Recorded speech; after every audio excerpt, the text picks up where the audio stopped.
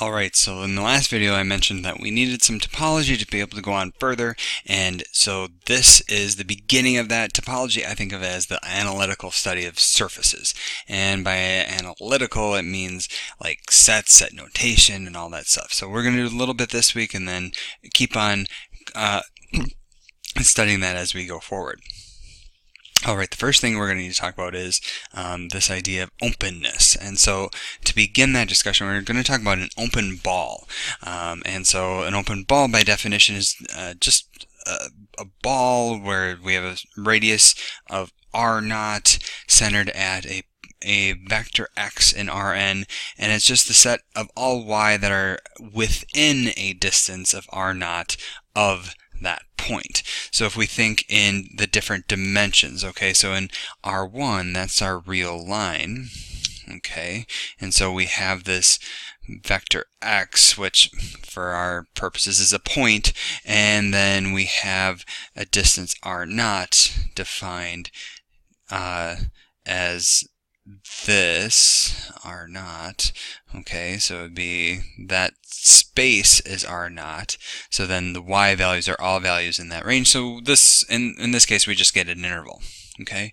In R2, so that's our two-dimensional plane, and so if I think of a ball in that context, okay, so maybe a point is right up here, and then I can look within a distance r, or r0, of that point. So again, that point is my x, and y would be anything that is within that circle, not including the line that I drew around there.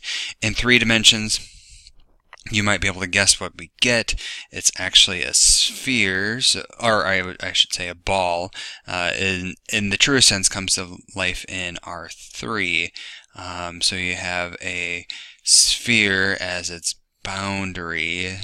So we have a point x0 in the middle, and then r. Our radius would be everything up to the boundary but not including the boundary. Okay, so that's what we think of as an open ball. And then in higher dimensions, you just extend the idea. Geometrically, you can try to imagine that. Okay, so then more generally, so using this idea of openness and open balls, we can say a set is open if for all vectors in that set. Okay, so it has to be anything within the set. There's a radius r that is positive, such that the ball around that vector is fully contained within our set U. Okay, so meaning that any vector, you can make a ball around that point, and that ball is inside.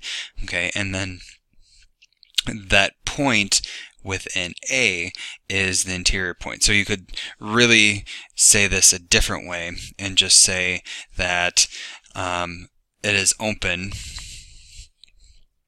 or the set U contains all interior points. Okay, so again, you can take no matter what, you can pick a point and create a ball around it of any size radius that's positive, and that radius is inside the set. Okay. On the other side is the idea of closed, and so we're just going to say it's closed if its a set is closed if its complement is open. So kind of mathematicians kind of skirt things sometimes. Okay, one thing I want to draw your attention to is that closed, this idea of closed, is not the same as not open. Okay, and we'll do a couple examples that will show that. Okay, so I do have some examples here that I want to have you think about before we actually discuss them, but for each set here, I just want you to quickly make an argument to yourself. Is it open or is it closed? Okay, well, hope you had some time to pause the video and think through these. And so if we think about this first one, this is going to be kind of the region inside the unit circle, not including the boundary. So we have something like this. Okay, and here I would argue that this one is indeed open.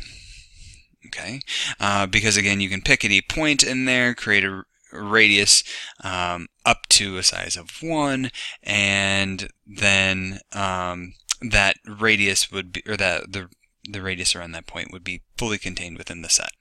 Okay. For the second one, this is the unit disk, so including the boundary. So we have something like this, and we have, and yes, I'm going to draw an awesome circle. Hey, that isn't bad for freehand. And we have everything including the boundary. Okay, well, now I want to think about this. Okay, well, if I have the unit disk, and I'm thinking, okay, I pick a point in there, and can I create a radius of that is fully contained? Yup, but here's the problem. What if I look at a point right on the edge and I look at a radius around that? Well, for a point on the edge, part of it's contained in the set, part of it isn't. So this, for that, in that instance, it's not going to be open. So it's certainly not open. But is it closed? Well, if I think about the complement to this, so that would be the space exterior to this disk, is that open? And the answer is yes. So you can, not closed. I meant to write open. Sorry, this is closed. Okay, because its complement is open. Okay, pick a point, create a radius, fully contained within that region. Okay, for R2, all right. R2, so that's the entire plane. All right, is this open? Well, can you pick any point, create a radius around it, and is that radius fully contained in there? Yeah, so this is open. Okay, but here's another question. Is it closed? I don't know. Well, let's leave that there. Okay, because what's the complement of R2? Well, that would be the null set, right? Nothing. Is the null set open?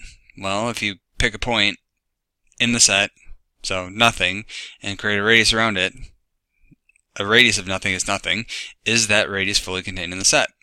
Yup. So I would argue that this is open. Okay. So then, but wait here. R squared, if we said R squared was open, but if its complement is open, that means that this is also closed. Okay.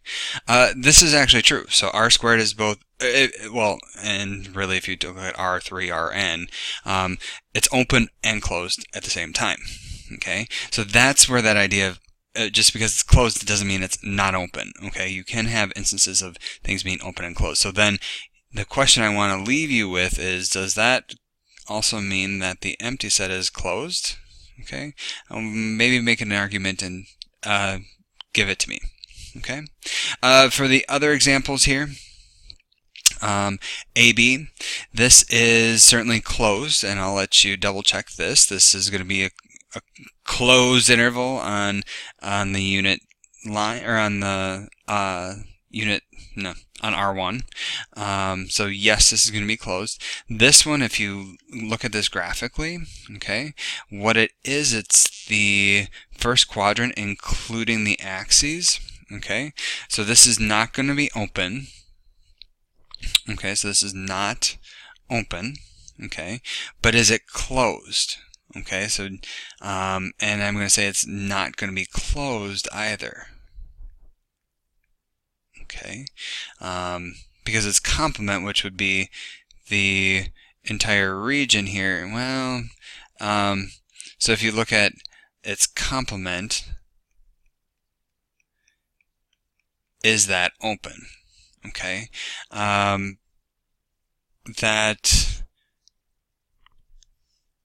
and actually it is going to be closed.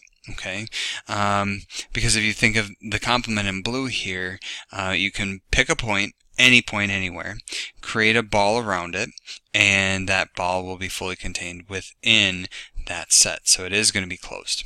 Okay.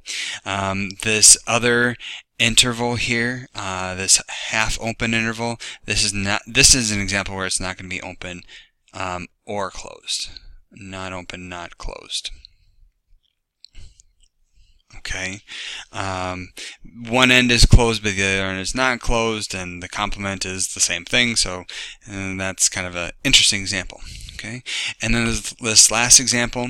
Okay, if you think about the region where x is less than y, so if you want to draw in that boundary, okay, and where x is less than y, that should be the lower half here, so something like this, where x is less than y, that certainly is going to be open. Okay, and so I'll let you justify that. Okay, one other concept that I want to relay here quickly is this idea of a boundary point. And so a boundary point of x is just, a point is a boundary point if every ball that is made, if every point, or if every radius, if every ball of a certain radius around that vector x contains points that are both in the set and not in the set, that's when we have a boundary point. And then when we look at the collection of all boundary points, that we call the boundary. Surprising. Okay, and then so for example, the boundary of this region, and if you sketch it out, we would get the set of x, y, such that x squared plus y squared is equal to 1. Okay, so this is the interior of the unit disk, and then this would just give us the boundary, that circumference. Okay, another very handy theorem is that, and we're not going to prove it, is just that if we want to talk about a set being closed, that's equivalent to us saying that the set contains all of its boundary points. So a closed set contains its boundary. Okay, so that's exactly why we said in this case, when we looked at the unit disk with its circumference, we said it was closed. Okay, and that's going to conclude this video.